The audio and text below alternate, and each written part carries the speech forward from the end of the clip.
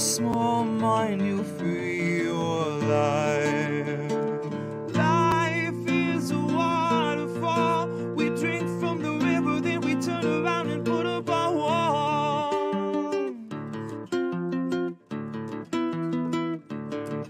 Swimming through the void, we hear the words. We lose ourselves, but we find it all.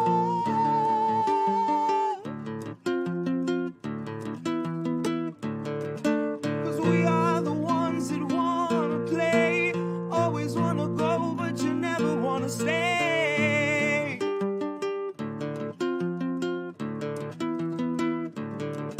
And we are the ones that wanna choose. Always wanna play, but you never wanna lose.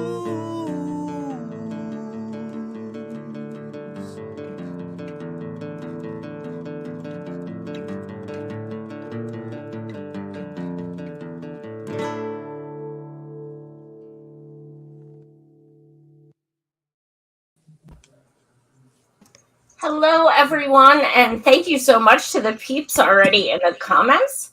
I'm so excited. I've had Chuck Modi on a number of times and on panels a number of times and all that fun stuff. He's kind of like someone I like to pull on my show whenever I can.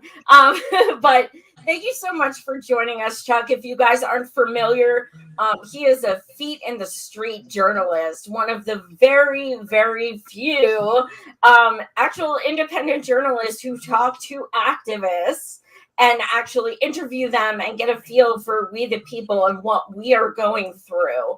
There are so few of you out there. That's why I have so much respect for you, Chuck. Thank you so much for joining us. Well, thanks, and great to be here. And the last time we spoke, you were in the street, and I was interviewing you about Medicare for All. That's true. That's true. That's it. So I appreciate that so much. That video you put up of me got like 18,000 views. I was like, what the hell? But it was like a minute long, but it was just, it kind of culminated that day. And it was just like, I'm so appreciative to all your footage and all your work and all the people you've hooked me up with when I'm like, do you know anybody I could talk to about XYZ? And you're like, yeah. So thank you all so much for tuning in as well to another episode of Postmortem Breakdown. Andrew, what do we have tonight? So, in the spirit of Labor Day today, we are going to be talking about Taco Bell and the workers who walked out. This is the most lively and just so much solidarity involved there. I've never seen so many people so pumped to just walk out. Just shows how much they had it with everything that was going on. So, we're going to be talking about that. We're going to be talking about how Amazon has been closing warehouses around the country. Interesting timing with what's been happening with Staten Island, and they actually officially granted the Staten Island location their union because Amazon had 25 objections, I guess, to how it was a dirty election, and all 25, the court was like, no, what are you talking about? So, so we're going to be talking about that. We're going to be talking about how a school district in California is now asking parents to house teachers, right? Yeah. Tell me what late stage capitalism is without saying late stage capitalism. Right.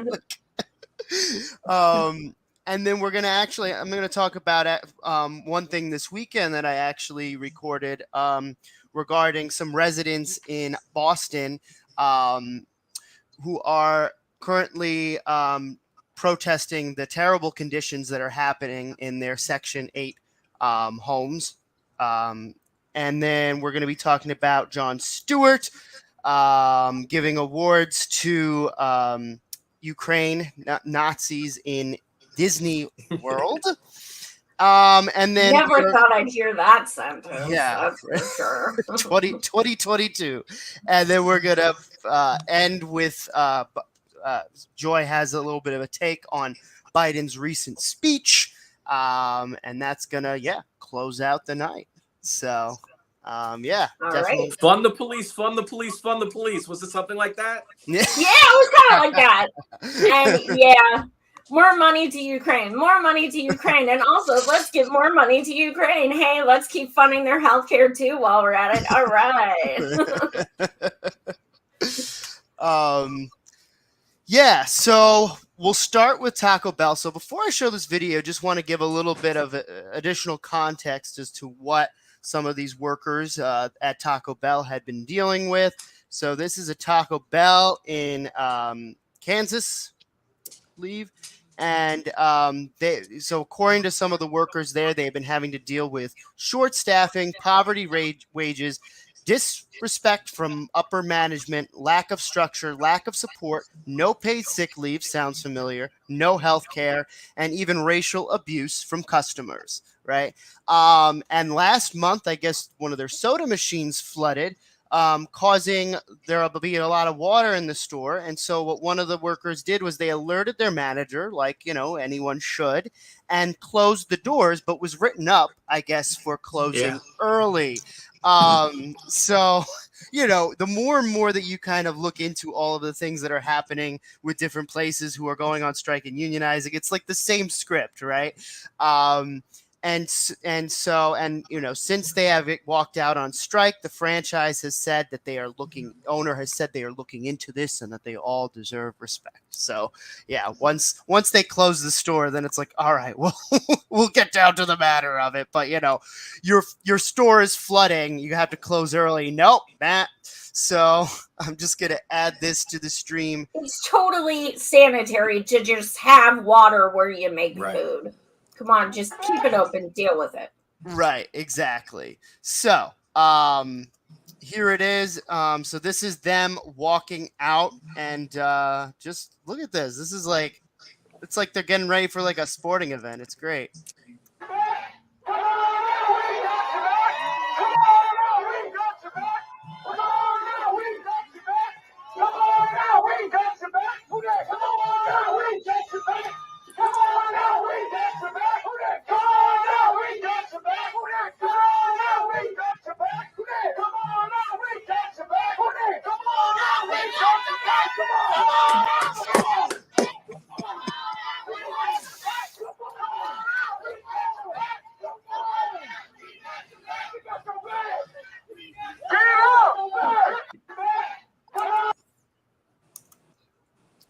I mean, it's funny and it's cute because they're like super hyped, but like honestly, the first time I saw it, I did get kind of choked up because like it is something to celebrate. Like these people are taking a huge risk by going out and doing this because these companies think we're all expendable. So it is kind of, empowering to watch this and to see that solidarity. Chuck, what do you think watching that? I absolutely love it, but it's just what you said. It's not just the people going on strike. There are people who want to go on strike all over the country and are afraid. They got a family to feed. They have fear. The fact that I believe Stand Up KC was one of the big organizations that stood with them makes the biggest difference in the world, and it speaks to solidarity, and it speaks to having, what did they say? We got your back. So when there are these strikes, we have to make sure that we support those who are striking and make sure if the worst happens, there's something they could be supported. Absolutely. Andrew, what do you think of this? Why did you pick this story? Yeah, I mean, I think I picked it kind of like what I said before, where it's just the excitement that they had to walk out. And I think one of the things that stands out too, off of what Chuck was saying, is that the community was behind them, right? They were all waiting out there. They got the blowhorn, waving them down along, right? And that's got to help the morale, right? Because I think particularly when it comes to imagine working in a place like Taco Bell, right? You're constantly gaslit by management. You're constantly told, well, no, actually, this is what's happening. That's not happening, right?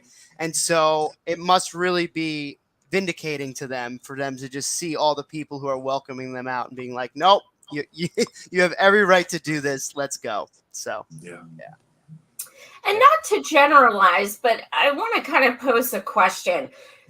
this could be just one store. I don't know, but I can't help but think, like, is there something to, even subconsciously, is there something to the fact that people are so much more supportive of this because it's like a lower scale job than, say, Starbucks? Like, Starbucks doesn't seem to have like a lot of support from the like community as far as anyone who's like not activists and such. So what do you guys think? Do you think that adds to maybe why people are like more supportive of this, is because it's like more like lower class food and stuff or something? I just feel like Starbucks, a lot of bougie people are like very much like, oh, why are they striking? And Taco Bell is like much more, even subconsciously, like, well, they probably get paid shit and it's a hard job. What do you think, Chuck? I mean, I'm sitting here pondering as you're speaking. There certainly could be something to that. I'm going to support it all across the board. But to your point, it could be that. For me, what drew me to it was the support, right? You see that outside support. And I'm wondering if every time somebody decided to go on strike, we saw that level of support, would it automatically bring other people in? Would it start, what I'm hoping, what I believe is starting, is a domino effect of what we may have to see across fast food restaurants. And I have to say, back in 2013 and 2014, there was a domino effect, including Taco Bell and McDonald's and all over. And we were fighting for $15 an hour minimum wage, and we still don't have that. And right now, it's, if you really want to do the math, it's way higher than 15. What would have been 15 back in 2014, we're talking about like $25. Yeah, and right now it's $7.25 for 13 years. I'm in Pennsylvania. That's still what it is, $7.25. It's freaking bananas.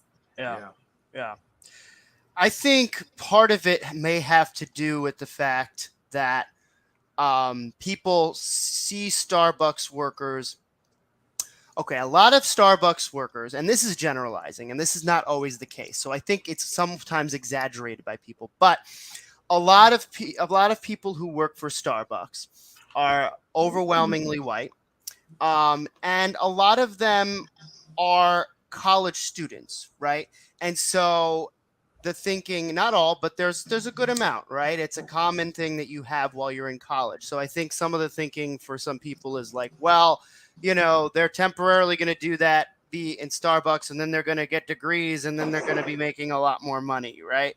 And so I think maybe that might be some of the case, along with the clientele with Starbucks, which a lot of them just make a lot more money. I think that might be part of why some of the enthusiasm isn't there. That being said, I mean, I don't agree with it, because not everybody that works for Starbucks is a student worker. And as I think, Joy, we recently you laid an example of someone who was in their 70s or something that had been working for Starbucks for like 20 plus years, right? But I do think this is like something worth unpacking and continue to talk about. There are certain people who are selective with who they see should be unionized and who should and who shouldn't be, right? And we could go on as to why that is. But yeah, I think that kind of leads to maybe part of that. Yeah, I think you both make really good points. Andrew, do you want to talk about the Amazon? I was really excited to see this. I mean, I'm not excited that 300 people are losing their job, but I'm excited that these fuckers are, seeing some ramifications. Yeah. So Amazon is closing 2 facilities with a total of 300 employees and reportedly scrapping plans for 42 new buildings. Would you like me to read some of this, Joy? Yeah, sure. Yeah. Amazon is starting to tighten its belt. The e-commerce giant announced Wednesday it was shutting down 2 delivery stations in Baltimore, which employ a total of over 300 people, as first reported by local news outlet WMAR2. An Amazon spokesperson told WMAR2 The company will offer staff at the stations the chance to transfer to other delivery stations in the area. The spokesperson did not specify how many other stations there were, but said there were several. The move appears to be the latest step in Amazon dialing back expansion of its vast delivery network. MWPVL International Inc., consulting firm that tracks Amazon's real estate purchases, told Bloomberg Amazon has scrapped plans to open 42 facilities in the U.S. and delayed plans to open a further 21. The company already pressed pause on opening a 700,000 square foot facility in Nebraska, which is nearly fully constructed, delaying its opening until 2024. The Amazon's real estate empire exploded during the pandemic due to a surge in demand, which has now left the company with a surplus of space. I'm going to say this name wrong. Ozlovsky said Amazon doubled the size of its operations and workforce from mid-2021 to 22. I did not realize it was that much. Shit. Amazon also scaled back hiring in its retail division this year. Insider previously reported that the division has been hard hit by surging inflation. Amazon is not reining in every part of its business, however. Insider Eugene Kim reported Friday the company has been inviting sellers to a new trial program designed to store products over longer periods of time. Whereas Amazon has historically focused on quick turnaround stock, this new program signals it is looking at capturing a larger share of the warehouse market. Amazon did not immediately respond when contacted by Insider for comment on this article. Shocking, because usually Amazon is so willing. Yeah, they're so forthcoming and transparent. Yeah. That's freaking awesome. Like, that's the power of the people right there. Boycott Amazon, protest Amazon, strike Amazon. Like, that's how this happens. Like, that is not a coincidence.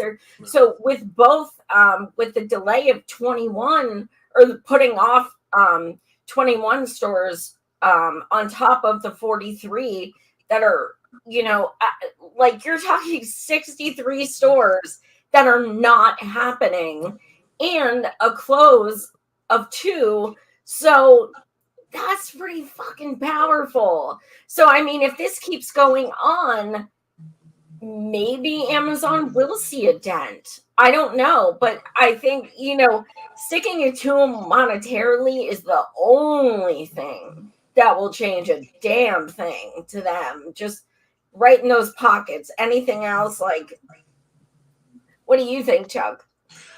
I love it. I love it. First of all, shout out to Christian Smalls right there. I think when we're talking about domino effect, you have to start with him. But let me ask you a question. What do you think is going through Jeff Bezos' mind right now? He's probably trying to rationalize it and then saying he wants to do like bigger and better penis rockets, or I'm not sure. I was going to say bigger and better things, but yeah, I mean, he's probably trying to rationalize it and come up with like, because now they're talking about doing like actual stores and stuff. What do you think he's thinking? I often think he thinks if he could, this will pass, we could wait it out. I mean, on some degree, like that's worked in the past, right? It's worked in the past when there were past movements, particularly 10 years ago. And, we have to sort of learn from that and stick in there for the long haul. But it's easy to say, for me to say, stick it in for the long haul, stick it out for the long haul. I think what we have to think about, anyone who's out here supporting and cheerleading, is how can we help support and back in a very tangible way, like for decades when they had a general strike, and we haven't really had a serious general strike since like the 1930s and the 1940s in a real way. But they were planned for a long time that if people went on strike, other people had mutual aid for them. A lot of planning went into that and support. And I think we have to figure out how we can have that support for those people who are putting their lives and their livelihoods on the line. I don't know exactly how it is. Like, I'm glad we're having this conversation, but I think we have to think about how we do that. Yeah, absolutely. Andrew. Yeah, sorry. What was the exact question? Just the response to this, the overall thing? Basically, Chuck wanted to know what you think is going through Bezos. Oh, Bezos's head. Yeah, yeah. Well, I mean, I think first off, Staten Island was just granted their union officially, right? So I don't think he's too happy right now. He's someone who's used to just anything he wants to happening. Hence the whole "I'll create a penis rocket if I want to and go into outer space if I And want wear to." the most egregious outfit. I try not to talk about aesthetics, but like every time I think of him, I just picture those like bell bottom type. I don't know what that was. Sorry, I digress. I just can't not think of that. I also wonder too, if Bezos is now starting to be like, okay, when I expand my warehouses, right? Really doing research and thinking, where are unions like the least popular? Where do they have the least momentum, right? That's probably something that's going through his head right now, right? New York, that's where a lot of the energy is right now for Amazon, right? We've got Albany, who is going in the direction of unionizing. I think they voted to have they agreed that they would have an election, I believe, over there, right? And then I believe there's another place in Kentucky. There's another place in South Carolina, the cause workers. So it is spreading in an interesting way across the country, right? And so I think that's what's going through his head right now is where the fuck is people not unionizing at all, right? And where can I put that? Yeah. And in some ways, when you think about these billionaires, they're always used to winning, right? But to your point, what a lot of sports franchises do, a lot of team owners do, is they basically hold the community hostage. Say, we're going to leave town if you don't have, say, the taxpayers fund half of this stadium and whatnot. They hold them hostage and they leave. And to some degree, and I know earlier, a couple of years ago, this was going on with Amazon in New York, and Bezos might say, hey, you know what? We're just going to move the Amazon if you don't like it. We're going to move it to another place, and then no one will have a job. And he's played that role a little bit, and he's probably thinking in very heavy-handed ways like that. Absolutely. Or go to, say, poorer, maybe southern states where people have no choice but to keep their job, regardless of how bad it is. Somewhere where there's just not a lot of options. Damn, that's dark. But you guys are right. You got to think like a fucking sociopath. Like literally, like leave yourself. Don't think about this as yourself because it's not going to make sense. Like, you're right. You have to think like a sociopath, and all billionaires are sociopaths, and they have egos like you would not believe it. They have egos so big that they'd often rather lose money than be wrong. This is, these are, and I notice this from sports owners all the time. And like, if you look at a sports owner, if you just wanted to make money and you could sign Colin Kaepernick, jersey sales would go through the roof. You'd have a global market everywhere. If your only goal was even just to make a little bit of money, you'd sign Colin Kaepernick. They won't do that. I mean, and to your point, Chuck, that it's more about control. They're willing to even lose money to do so. I mean, I think there was a study that came out that the reason why they hate unions is not even necessarily because they lose money from them. It's because they lose control, right? And interestingly enough, on People's Voice Network with Z, the network, like my YouTube channel that I'm co-host on, we were actually talking to an Amazon worker earlier today that wrongfully got terminated. And she was talking about how, before she leaves, they literally just go through with like surveillance, like all those machines, like making sure you don't, they go through all your stuff, right? I guess making sure you're not stealing anything, right? You don't have any weapons. And of course, they have to spend all this money on the machinery to check on them anyway, right? But it's all about control, right? And so that kind of to the point. Yeah, it is. Because these people are not used to losing. No. And it's more advantageous for them to spend $10,000 on equipment to see if someone's stealing a $5 phone charger. Like, that's more advantageous to them. Yeah. Yeah. Bananas. What do you have Labor next for Day. us, Andrew? So, now we're gonna switch the topic more towards housing, right? And so, which that kind of goes hand in hand, right? You underpay people, and then the housing market is fucking ridiculous. And now teachers can't afford to rent in places that they're teaching. So, school district urges parents to house teachers amid shortage. So, California parents are asked to go the extra mile this year, and is it Milpitas Unified School District? In addition, it's Milpitas? I think so. Yeah. I'm not from California. In addition to preparing their children to return to school, the district is asking parents to open their homes to teachers. California has experienced a mass exodus of residents moving out of the state, largely because of the high cost of living. Teachers average between $47,000 annually to more than $120,000, according to Transparent California's pay database. And just, I think a lot of people know California pays their teachers probably amongst the best. I would be willing to bet within the top 5. They're within the top 5 states of paying their teachers the best, right? So this is happening in fucking California. So you can imagine what's happening in other places where teachers are paid much, much less. The average household income in Milpitas is $154,559 with a poverty rate of 6.69%, while 21% of households in Milpitas make $100,000 to $150,000. 44% of households are making over $150,000 annually. Redfin, a full-service real estate brokerage, reported Milpitas housing market is very competitive. Homes in Milpitas receive 6 offers on average and sell around 14 days. The average sale price of a home in Milpitas was $1.27 million last month, up 1.6% last year. Redfin added the price per square foot average is about $800. It's one of local school districts struggling to retain teachers because teachers are unable to find affordable housing.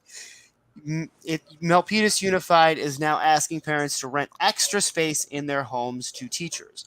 We've lost out on some employees that we tried to because once they see how much it costs to live there, they determine that it's not possible. And so parents are stepping up to the request. Jordan said more than 30 people have already expressed interest in providing a room or space on their property to rent to teachers. The district isn't stopping its efforts at asking parents to house teachers. And so, in general, the median home cost, according to data website Best Places, is $684,800. It's a median home cost. Best Place study listed various expenses and the U.S. and then ranked them on a scale. The scale's national average was 100. If you scored over 100, that means it was more expensive, right? So you all get the point there. Yeah, teachers cannot afford to live in districts that are hiring them. So, what's in it for the kids? All right, yeah, teacher, come stay with me. Cool. You're gonna give me A's the whole time, right? I don't have to do schoolwork. You're gonna write my college essay for me. You're gonna recommend me to Dartmouth. What? I thought you weren't even allowed to talk to your students outside of school, and now it's totally cool to live together. That's freaking bananas. Oh my god. It is bananas. What's the late stage capitalism? What stage is it exactly here? This is ridiculous. This is dystopia stage. It is dystopia. And if you listen to those numbers, the 68,000 salary is half of what the median household salary is of 150 something. So I mean that's just crazy right there. But I think the idea. What makes it a story is that there's asking for rooms for rent, right? That it's got that far. Hey, can I live there? That's what makes it a story. Now remove that one part, and this is a story all over America. This is a story in every state. This is a story in Washington, D.C., area where I live. I had covered a few Howard University protests. And the first protest was last year, and young people were camping out in tents for the terrible housing conditions, right? Right. And then what happened was the faculty, many who stood in solidarity with the students, a few months later, they were protesting. And I got to interview a lot of them, the faculty, and it blew my mind. We're talking like I have a PhD in astronomy, and I'm making $42,000 a year. I can't do it. I have this second job on the side so I can keep my, professor position. And this is what's going on. And it's glaring in places like that place in California and Washington, D.C., where you have a very high cost of living. There were some students on the side who were making more than the professors. And it's going on all over the place. The American University in D.C. was also adjunct professors also were protesting. And by the way, it's also adjunct professors. We think of the people with tenure, right, who got the big salary. That's not most of professors. It's usually adjunct professors where you could only have like 3 courses and they pay you, starvation wages. So whether it is for high school, whether it is for college, the devaluing of teachers coupled with the housing crisis. And let's face it, it's not really a housing crisis when you look into the details of who's swooping up their homes. When I say there is a housing.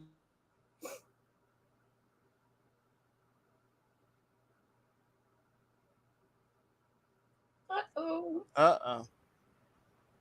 Well, hopefully comes back soon. What did the comment say?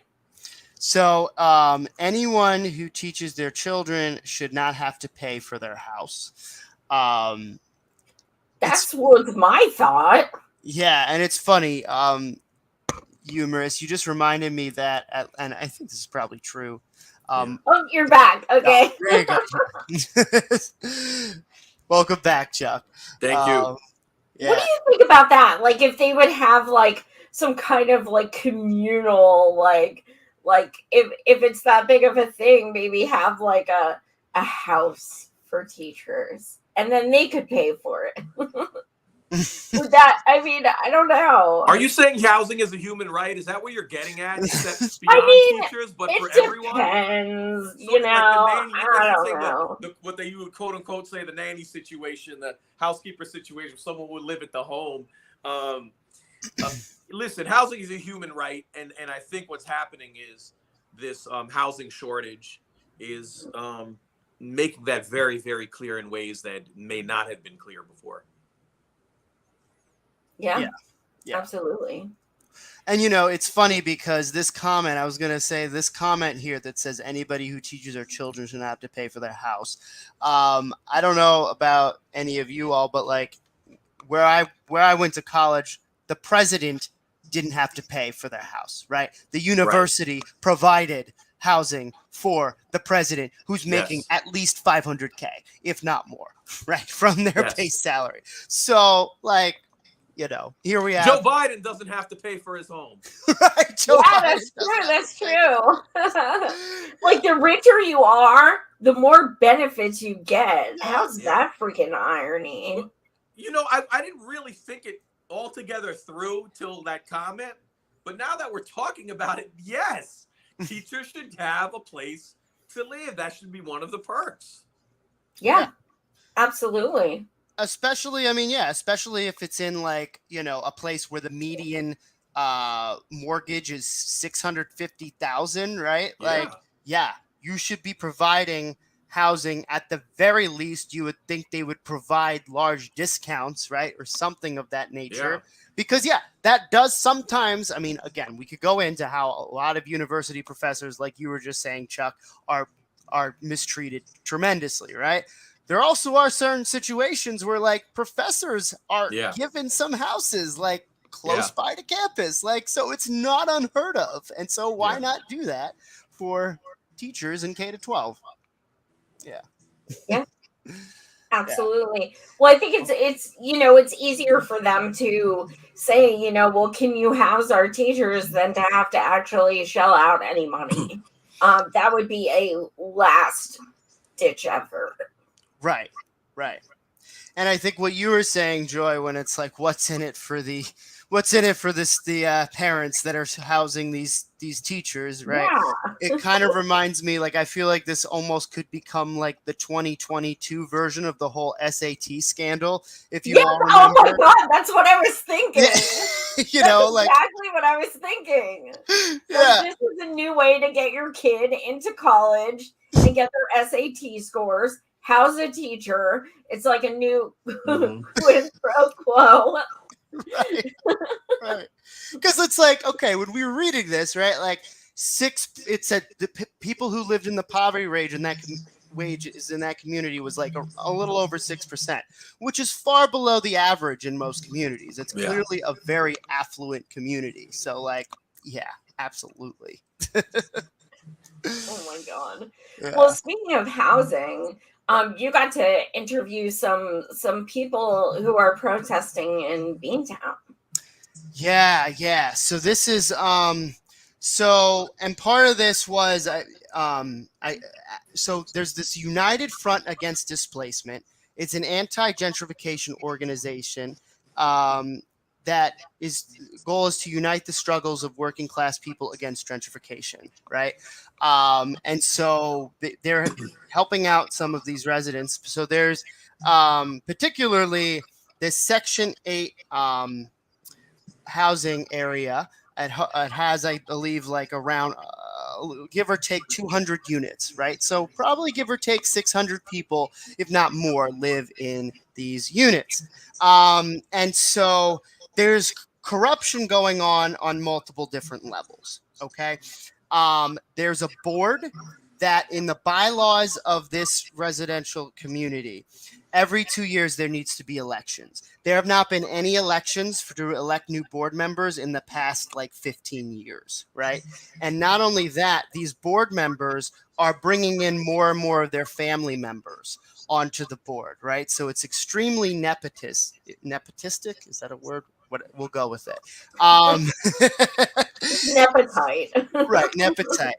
To the point where they recently raised the rent by like a huge amount. I believe, like, you know, some of the units, and I'll try and show like the numbers in a little bit, like by $1,000, right? Now, granted, the thing how Section 8 housing works, right, is that and I learned a lot this weekend, actually. Housing is not my forte, but if you qualify for Section 8 housing, you cannot you will not pay more than 30% of your income that will go to rent. No more than 30% of your income will go to rent. Okay. However, what if, and this is what is happening with a lot of the residents, what if your child decides to work to support you, right? Well, then you're going to have to pay more in rent because suddenly your income goes up, right? So talk about disincentive. You know, capitalists love to say, oh, it's disincentivizing people from working, right? Well, if you keep raising their fucking rents, yeah. You know, damned if you do, damned if you don't, right? And so, and over the years, they not only have raised the rent, but they said that the additional money would go to renovations. It hasn't. There are cockroaches, leaks happening in this building, right? I actually walked around. There are pictures of all this happening. And it gets so hot. The walls are so thick. It gets so hot during the summer, but how to even leave their doors open, right? There's like, I guess, a rule against that. And to make things even worse, so Wingate is basically one of the housing companies, for-profit companies that owns this residence, right? And so they're really kind of working a lot with the people on the board to, you know, the kind of trading favors, it seems. And I think one thing that really stuck out to me is that there's a lot of elderly people that live in these communities, and they're in wheelchairs, and they live on the 3rd or 4th floor. And, you know, if there's a fire, or sometimes the elevator doesn't even work, so they can't even leave, right? And the front entrance does not even have the button to press. if you're handicapped, right? You have to actually pull it yourself, and it's a pretty heavy door. So those are just some of the things, and I'm going to be showing a speech that was given that talks a little bit more about this. Michelle Wu, who is the mayor of Boston, apparently takes money from Wingate. That's what one of the activists there told me. And so a lot of the politicians, they just come there for photo ops, but they're not doing anything about the conditions that and I think, this is specific to Boston, but this is what's happening in a lot of places throughout, right? And I Same think with Washington, D.C. Exactly. So it's, but here, I'm just going to show a speech that was given. Hopefully the audio is pretty good. And then we could talk about it. I'm going to show some additional information as well. That this board is not working in the interests of residents here. I think that's pretty clear. They're working in the interests of their own family, and they're doing that in several ways by getting more of their family members onto the board, by carrying out these corrupt operations, etc. Or people that they know and their friends, the people that they have under their thumb, etc. I think it's also pretty clear that the property management here and the partial owners here, which is Wingate and POUA, they also aren't working in the interests of the residents. No, and they never will. I think it's pretty clear that they have an interest in, continuing to run this building down in several ways. They hiked up the rents already. They're pocketing that rent revenue. They haven't put that towards the building at all. And I think it's not unique with Wingate or POUA. I think this is happening across the city, across the country, with all these different property management companies that are managing, subsidizing public housing, that are letting these buildings deteriorate with the hopes of selling them off because of the profit they can turn on them, because of the rising rents in the area, seizing on that.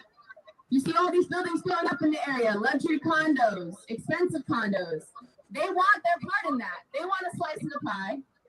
And I think it's pretty clear that they'll never have the interests of residents at heart. They'll never have the interests of working people at heart. And I think it's clear that we've had several housing officials come out, we've had politicians come out, and what have they done?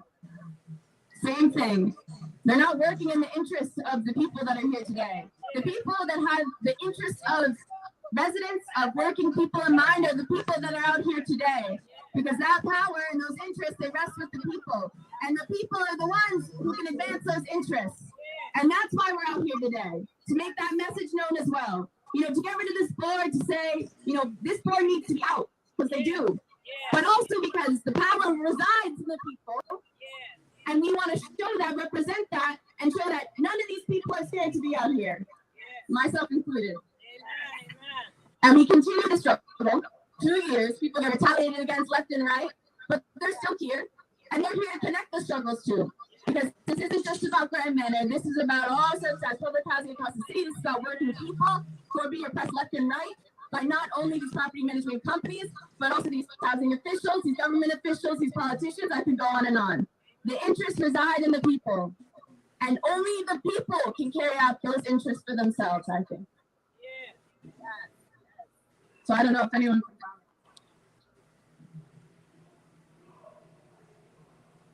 Right on. Andrew, you're muted. Sorry, I'm back. To add a little bit of context, and I honestly didn't know about this till later on, because I'm not familiar with all the residents that are living there.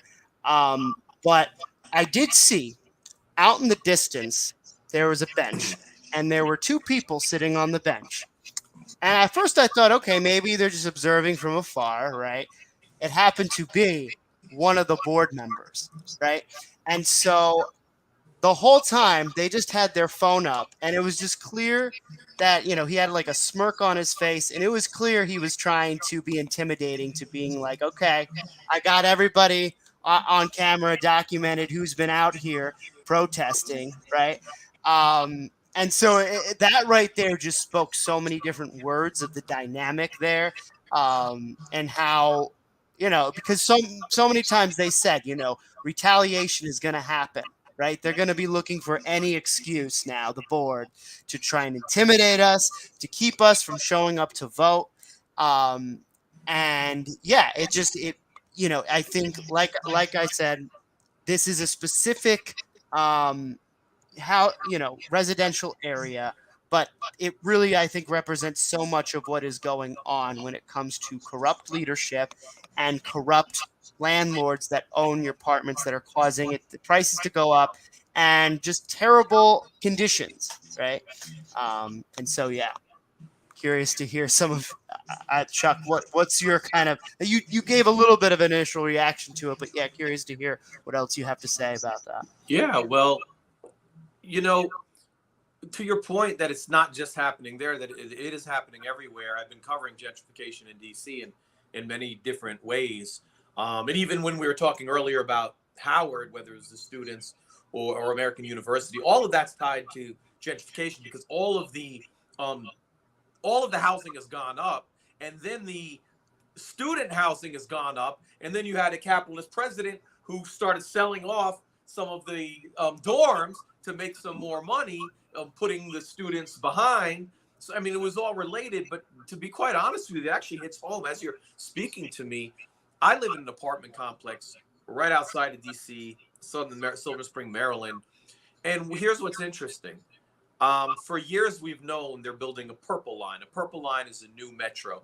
And it's gold to live by a metro, right? Like you don't need a car. You could walk up the block. So I don't live by a metro, but in 2 years I will. It'll be on the corner across the street from me, the purple line. Well, developers know this. And right now, since last year, they have raised the maintenance of all homeowners by 50%. So I mean, at least 50%, and which was already a very high maintenance for very little that you received in return. So if you were paying 700, 800 in maintenance, now it was going to 1,200. They actually tried to raise an entire 1,000, 1,900, and there was such incredible pushback. Now everyone in the building is fighting back right now. If it gets past fighting back through more a protest means, you'll hear from me soon, because we could do that. I could bring a protest home, but I'm going through it right now, and I don't live in an expensive building. It's an old rundown building. They want to get rid of people. A lot of people over 65 just retired, live there on Social Security, don't have any options, plan to retire there. And it's a real serious matter. So I feel it's starting to hit home, but it's happening everywhere. Everywhere a developer sees value, they want to tear it down and then build a luxury apartment up. And if I don't know the exact number, but I think it's somewhere from 33% of all housing that's vacant. It's been bought up by like developers and Airbnbs and things like that, and it's just sitting there. So you have this artificial housing crisis that is really the root of it is capitalism in a very billionaire form. Absolutely. We know for a fact we can make everybody housed. We know for a fact we have the housing, we have the apartments, it's about affordability. And the one thing I was thinking about is in New York, when the pandemic first started, and I believe it was Cuomo, was putting people up in a hotel so that they could quarantine. So for 10 days, people were getting to stay in a hotel for free. Yeah. And this is like thousands of people. And it's like, how about you do that with homeless people and just let them stay? Because you obviously just acknowledged you have the means to do it. So yeah, there is absolutely no excuse. And last week we did a segment on homelessness being criminalized in yet another city. So it used to be just like see the benches with the the segments on it, and you would just be like, oh, that's so jacked up. But now you just see homeless encampments being destroyed and people getting fined and stuff. And it's just, how do you find someone who has nothing? Like, it's so disgusting. And I think one of the things too that's always very fascinating about that is that many of these cities that are doing this are like either that vast majority or all of the people in the city council are Democrats. right? And so that just gives you a little bit of a picture of, oh, we just need more of a majority. Well, in small local governments, or I shouldn't even say small local governments, because Indianapolis, right, LA, like these are not small cities. They hate homelessness too. They they hate homeless people, I should say. Not so that's just and always that same logic applies to policing. It's not just Biden saying fund the police. It's not just Biden saying we need 100,000 more police on the street. Like that worked so well in his 1994 crime bill, right? Oh, yeah. So let's just replicate it. But it's not just that, but you have a lot of mayors all across the country who are doing the same thing locally, whether they're taking the lead from the president or doing the same thing because they believe it's politically expedient, or it's to serve the police unions who own them, all of the above. This is happening at every level, and these are Democrats who are doing it. And the reason you're not on some level getting the same pushback is because they're Democrats. So to give you one example, as someone who covers protests, like I was a little naive during the Trump era. I had these great moments where I saw these great uprisings in the Trump era. Like there was the no Muslim ban, and there were thousands of white people in the street, no Muslim ban. I'm covering. I'm like, oh my God, white people are waking up in masses I've never seen before in my life. Oh my God, George Floyd uprising. This is crazy. Like white people too, like joining people who've been protesting forever, and black people have been protesting forever. And I thought there might be this white awakening.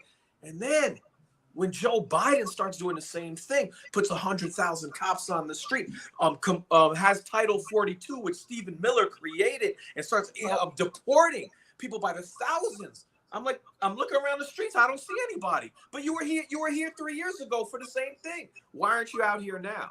So a lot of times when Biden would have the same exact policy or worse than Trump, there would be no resistance. Yeah. It's a problem. He's been a sedative. Absolutely. I agree. I thought we were at a turning point with George Floyd and the Muslim ban. And, and now there's more kids in cages. Nobody even talks about it. And I really thought, and then with COVID and people getting laid off and being so broke, and I'm like, something's going to change. Uprising is coming. Yes. Because you're right. I was like, holy shit, white people are getting in freaking streets. Because, like, anytime I organize stuff, it's like always people of color who show up, and white people are just like never around, And I was like, this is what it takes. This is everybody. Come on. And then you're right. Joe Biden got elected. And even though he's racist and disgusting, it doesn't matter because he's got that D next to his name. And that's why it's, that kind of, what do you think it's going to take, Chuck? Like, what do you think? Like, because you're on Twitter, you see people, hashtag general strike. Okay, when are you doing it? When and where? Because tell me, because this hashtag means nothing. Because that's all you guys do is do a hashtag and you're never out in the streets. So what do you think is it going to happen? Like, I'll be honest, I do think it might have to take something like a general strike. I don't know how that happens. I'm not a labor organizer. I cover the protests, okay? And I learn a lot. I've been doing it for about 10 years since Trayvon, and I generally cover protests against police terror. I cover protests against Nazis. I cover protests that are anti-war. Your big abuses, basically everything both Democrats and Republicans love, right? Mm-hmm. Both that they support, both that both parties put money into. And but it's really interesting because you see crowd sizes. But I do believe in protests. Like a lot of people are protest doesn't work. I'm not one of those people. Now, most of them may not work, but I'm of the belief that they aren't long enough or strong enough. So I use the one of the more famous protests, which is the Montgomery bus boycott. If after 1 year of the Montgomery bus boycott, everybody said, you know what, it didn't work. Let's go home. We gave it a good shot. It ain't happening. Let's just stop. Well, guess what? It would have failed, but it was a year and 15 days, right? It was a year and 15 days. And now I think we want these microwave results or something. If we don't see something, it tends to stop. I thought there would be greater Roe v. Wade protests, more sustained Roe v. Wade protests that against abortion. There's not. Many of the policing protests that we saw at post George Floyd did yield some initial wins. It really did. You saw campuses sever their contracts with police all across the country. You saw a few places, I think Seattle, Austin, Minneapolis, start that conversation of defunding the police and rerouting those resources. I believe in Seattle to homeless people, to homeless services. You saw that start. And then what happened is Joe Biden got elected. Everybody stopped protesting. Everyone went home. He said, he will save us. And then that dude started putting more police on the street, which was the exact opposite of what we were fighting for in the streets. So you have to keep fighting, and it has to be in a sustained way. I'm not saying protest is the only way. You have to do it. You have to have many layers. General strike would love to see. But it's going to have to take a mass uprising of workers. It will. It absolutely will. Andrew, do you have any other takes? Well, first of all, I want to just say thank you to Humorous for the $20. Every person in this country could go on strike. Not one of us would starve or die because we build everything, make everything, grow everything. Why do we not benefit from everything? And it's interesting that actually this comment and then what you were saying, Chuck, about the Montgomery bus boycotts. I mean, I think one of the things that made that protest in particular so successful was because they really did build a lot of their own transportation to get people to where they needed to go. So it's almost like they build, as I think our old comrade Logan would say, like dual power, right? And so, that kind of, I think, really, I love how that kind of intersects there. And then the $10 there, we only had 2 jobs on this planet. People as human beings take care of each other and take care of this garden that takes care of us. Holy crap, did we fail at that? Yeah. Thank you both so much. Real Progress in Action uses those donations to pay for their streaming fees and such. So thank you so much. That's amazing. And right on with those comments for sure. Yeah, absolutely. Oh my God, this is scary. It's like, Chuck, okay, be real. Let's be honest, okay? This is your girl Joy. Let's be honest. Okay, do you ever have one of those days where you're just like, I wish I could unknow shit for 24 hours? Oh, I have those days all the time. I mean, okay, good. So it's not just me. It's not easy being in activism. It's not being easy being in journalism. You could have these days you want to just like, why am I doing all this? Like I have those moments, right? Oh my God, we fought for this much. You devoted your life, and Joe Biden's putting 100,000 cops in the street. And people ain't mad about it. What's going on? You know what I mean? Like, how is this even happening without resistance? So you have these days you want to throw your hands up in the air.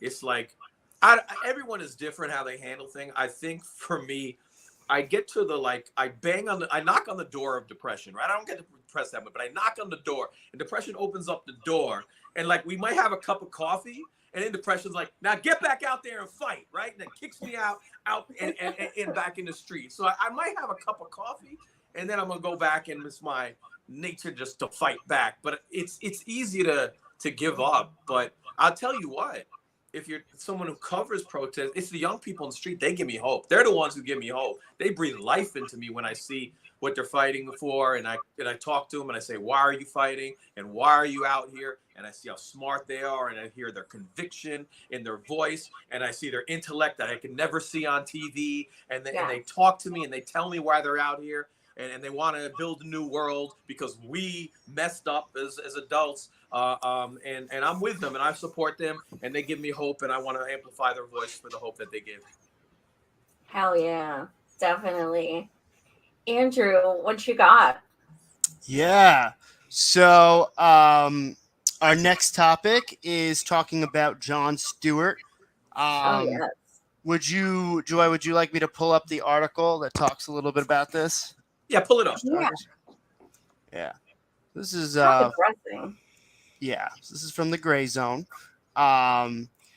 So yeah, this is like wild, right? Because Jon Stewart and the Pentagon honor Ukrainian Nazi at Disney World. Defense Department sponsored Warrior Games featured liberal comedian Jon Stewart awarding a member of Ukraine's neo-Nazi Azov battalion at Disney World. The Pentagon refused to tell the gray zone whether U.S. taxpayers funded the foreign competitors' travel. This August, during the Department of Defense's annual Warrior Games at Disney World in Orlando, Florida, this August 19th to 28th, Jon Stewart awarded Ukrainian military veteran named, I'm going to say it, but I guess he got the Heart of the Team Award for inspiring his team with his personal example. Halushka happens to have been a member of the neo-Nazi Azov battalion, which has been armed by the U.S. and integrated into the Ukrainian National Guard. The award-winning ultranationalist wore a sleeve over his left arm as he accepted the prize, presumably to cover up his tattoo of the Nazi, is it Sonarad or Black Sun? The pair are part of a team of 40 Ukrainian veterans participating in the Warrior Games. And it was not just that person that was part of Azov. And so... yeah, if you scroll down, there's one picture that really, oh my God. Yeah. Wait, I think that was it. I think that was it. Wow. This one of the five. No, go down a little more. This No, one. down. No, it's all of them with their elbow out. Okay. Yeah. This person's got an elbow out. Oh, here we go. Got it. Yeah, that's a fascist salute for Nazis. So, and they're all the ones who were given medals. So this is, I mean, Disney, that's not too surprising, and DOD, not too surprising. But this is the problem with saying, I stand with Ukraine, and not even knowing like half the shit that goes on with these racist Nazis in their country. But also this is an example of what happens when you say, I'm going to celebrate imperialism just because it's, a country that we happen to be siding with right now. So you don't need to know anything about these people whatsoever. You just know they happen to have been to war, and that means you're giving them a medal. So they have been contributing to imperialism, which does not make them heroes, and you are giving them awards. So the fact that they're Nazis just kind of adds to that. But then Jon Stewart doubled down, and he refused to say, oh, that's fucked up. I wish I would have known that. Or, no, I mean, he just doubled down, and he's like, I'm not going to censor myself so that I don't offend you. And I'm not certain what that even means. So, Chuck, what was your take when you learned about this? Well, that's the second part is pretty pathetic. Like somebody made a mistake, and you were like, if I made a mistake, right? And I found my mistake was I was, applauding Nazis. I'd be like, oh, wow, my bad. Right. You know what I mean? I can't say I'm sorry enough, right? So that says a lot in and of itself. But I think, Jon Stewart speaks to the general global illiteracy of Americans. And you can't speak to the global illiteracy of Americans without speaking to the media that we receive as Americans, that 90% of all consumed media is corporate media. And corporate media is basically taking White House talking points and running with it. And in particular, this time around, there's been such an incredible amount of censorship that has gone on from, banning foreign outlets. Take a guy like Chris Hedges, right? Chris Hedges used to write at the New York Times. He was a Pulitzer Prize winning author.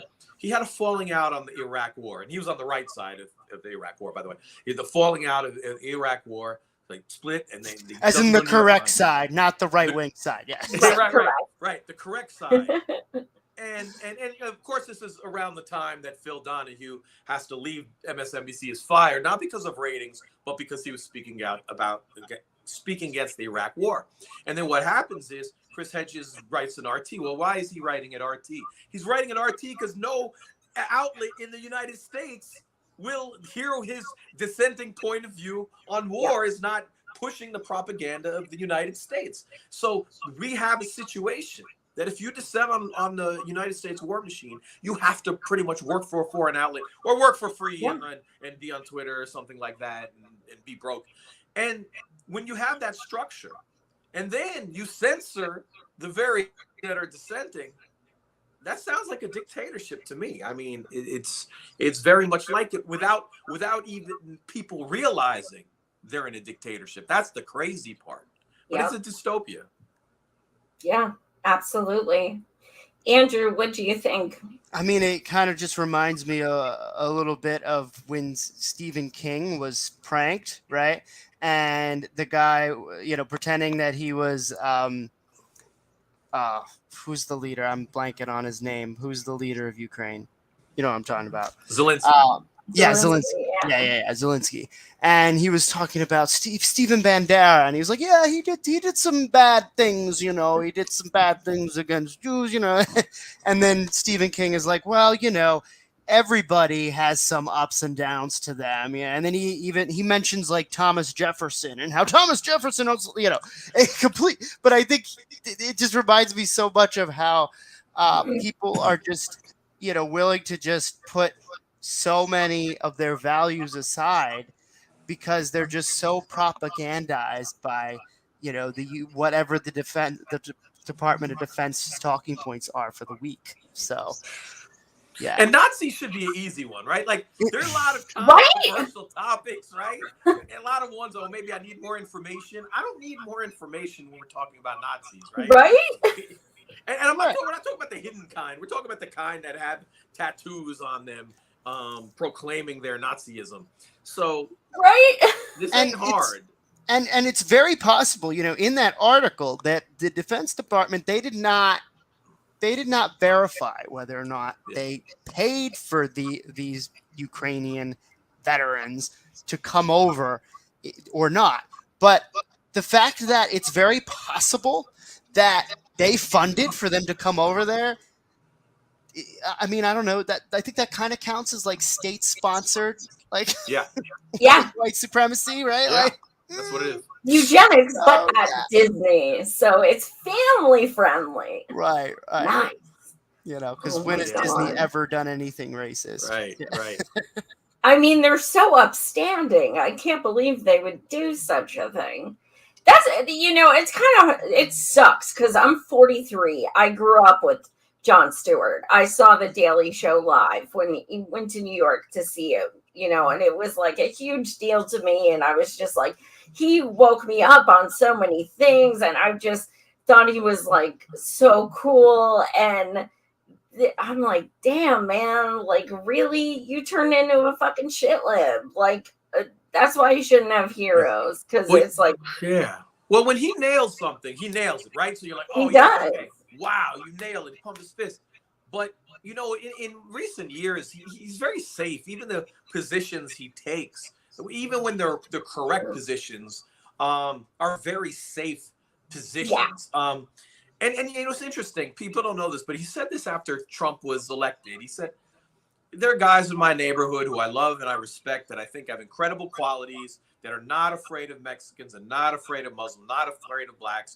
They're afraid of their insurance premiums. And he was basically saying is, he has some friends who voted for Trump and they're afraid of insurance premiums. Well, I wish he might have talked to those friends. You know what I mean? I wish he'd have a conversation and challenge those friends in a different way. And he has these nuggets, these times where he's very, very disappointing. And maybe a lot of people thought he was somebody he isn't. Yeah, there's a video clip going around now where he is praising MSM and saying they have done excellent work covering Ukraine. Like he just salivates all over it. It's just like, well, a lot of times these, I'm thinking of Bill Maher as I'm talking, so let me just paint a picture. A lot of times these comedians, they come in right, and they come in there like broke, like me. They're broke and they're coming in, and then they become multimillionaires along the way. And then their social circle changes all the way. And then the people in their ear change along the way. And then they start acting like multimillionaires, right? And like if you look at like even like Bill Maher from 15 years ago to now, I mean he's the absolute worst. And but besides being the worst, there was a time, I think in the late 90s, he called the show politically incorrect, right? Yes. And at that time, he actually was politically incorrect. And one time he got fired from his show. It was just really about patriotic incorrectness more than anything. And then there's really nothing that you've seen in the last 10 years that is politically incorrect. He's right, safe down the middle, cheap Trump jokes that anybody could make. He takes the Democrat position. He's horrible. But besides being horrible and besides being Islamophobic, like raging Islamophobic and so many other isms, he's not politically incorrect. So you have these people who may have been something at some time, and the whole world has changed, and they stayed in the same spot. And when I think of some of that, I think of Bill Maher, and to a much lesser degree, you could be talking about Jon Stewart. Not to say Jon Stewart's Bill Maher, because he's not Bill Maher, but just saying to some degree, he stayed in the same spot.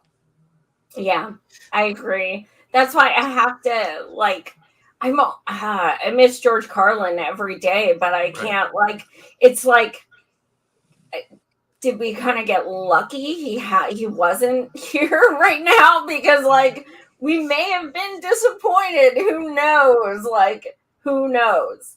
It's just crazy to see all of these people just conform into,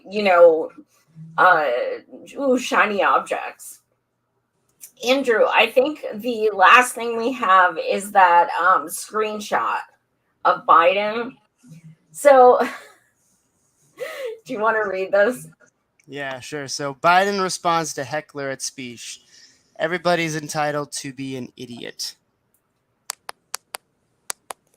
So, like, okay, first of all, yeah, you're an idiot, and I guess you're entitled to it. But, like, the fact that he continually uses the word unity, and he has been outright name-calling, disrespecting, whatever, Trump supporters, I just find it so hypocritical because, like, Trump was mean and he called names and it was inappropriate for a president to do it, and it was.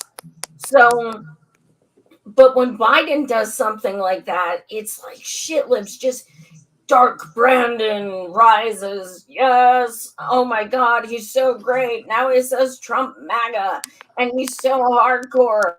But it's to me, it's a complete hypocrisy, and it's not presidential to, I mean, here's what it comes down to. When you're a president of fucking everyone. Whether they voted for you, whether they like you, you're the president. So, complaining about division and saying you want unity and then insulting people is probably not the best route. Chuck, what do you think about his recent his Darth Vader fucking? Listen, he has no policies to brag about, right? He can't. He's gone the opposite. He's gone right wing on his policies. He's gone right wing on policing. He's gone right wing, and he's always actually been right wing in policing. The way he was on mass incarceration. He's increased the ICE budget.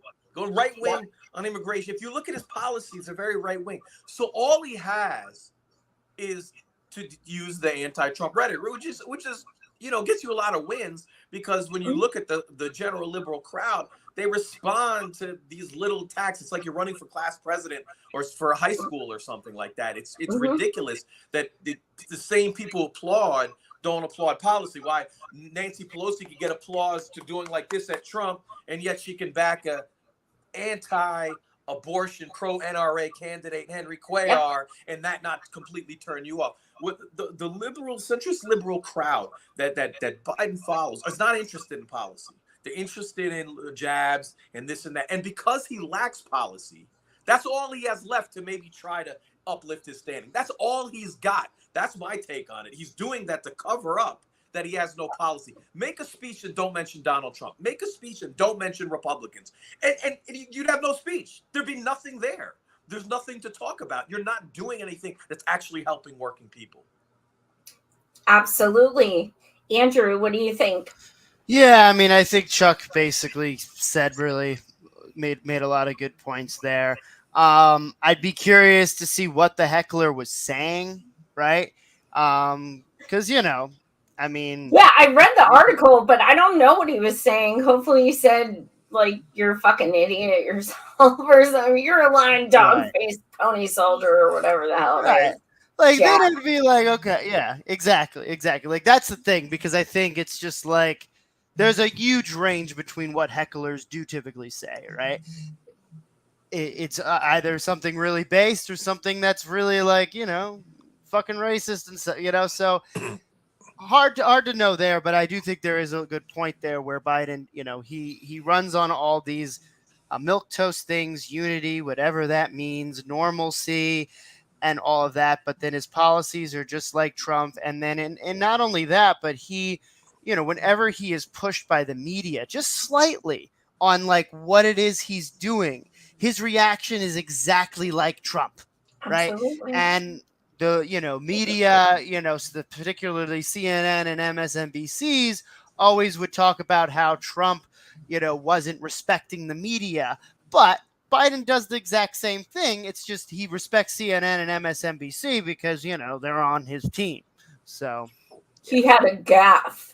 Oh, okay. Or it's his stutter. Yeah, I mean, people who stutter definitely make racist comments, and it's oh my God, it's mind blowing. I'll tell you what's so bothersome though. I did a lot of threads about a year and a half. Myself and a lot of people did a lot of threads showing Biden's abuse around mass incarceration in the 80s and the 90s. And even supporters start the clock at 94. You have to go back to 1981 and him and Strom Thurmond as co-authors of the Judiciary for a decade and look at the 1986 Drug Abuse Act, which had mandatory minimum sentencing, crack versus cocaine disparity, just brutal laws. The father of civil forfeiture, which is basically legalized burglary by police. You look at all these laws going from 1980s through the 1990s, through the early 2000s and the RAVE Act. Joe Biden is the consistent author of these legislation. And the number one thing that I got back when I did that is, that was so long ago. Chuck, that was so long ago. He's changed. Don't people change and this and that? And I'd be like, what's your evidence that he's changed? I don't see any evidence that he's changed. And guess what? Every single thing that we said he did, that he would do, he's doing. Everything that he did with mass incarceration, where he went to the right of the Republicans, because that's his way. We're going to take an issue away by being harder and punishing millions of black people across the country to get ahead of Republicans and win some votes. He's doing the same thing with policing now. He's trying to take the immigration issue away by deporting so much, and when he kept Title 42 in place. The same thing. Oh, Trump's got a high military budget. We're going to go even higher. We're going to have a new record. Yep. He's doing the same thing. Trump's bigotry is usually in his mouth. Biden's bigotry is usually in his budget. And you got to make the distinction. And so for me, when people say that was so long ago, I'm saying, okay, you are wrong now. And here are the consequences. We were right. Joe Biden is who we thought he was, who we said he was. Yeah. And I mean, that whole, it was so long ago. Like, look, if something came out about Trump stealing a candy bar at 5, y'all would be making that shit trend for a week and a half. Yeah. Like, seriously, that's bananas. You cannot evolve to that point. Like, you are a racist. You don't become not racist. You're a freaking racist. Well, especially when pushed upon his crime bill, right? When pushed against him saying that he was wanting to reduce Social Security, right? He never said anything about how he's grown. He just denied it, right? Yeah. Or minimize the effects of what they really had, right? I believe when he talked about the crime bill, he said, oh, but, a lot of that was on the state level and this was a federal bill, right? And so that right there should tell you everything you need to know. If he doesn't even acknowledge his past mistakes, how do you think he's going to be any different?